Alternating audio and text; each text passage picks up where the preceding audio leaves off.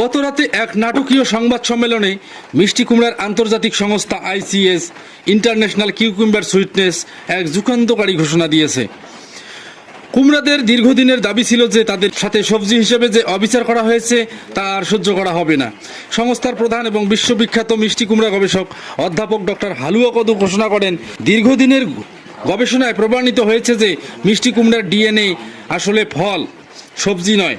এদের ভেতরে থাকা মিষ্টিত্ব, বীজ এবং রসালো ভাব ফলের ক্যাটাগরির সাথে বেশি মানানসই।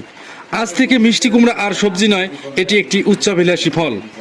এই ঘোষণার পর সারা দেশে মিশ্র প্রতিক্রিয়া দেখা দিয়েছে।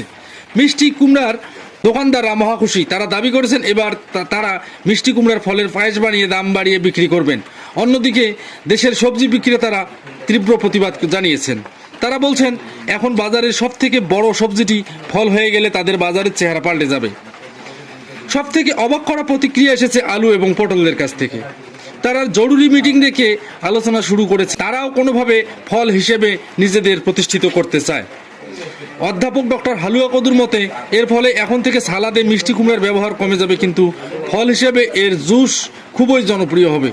তিনি আশা করছেন এই পরিবর্তনের ফলে মিষ্টি কুমড়া দ্রুত কলা এবং আমের মতো ফলের জনপ্রিয়তা অর্জন করবে।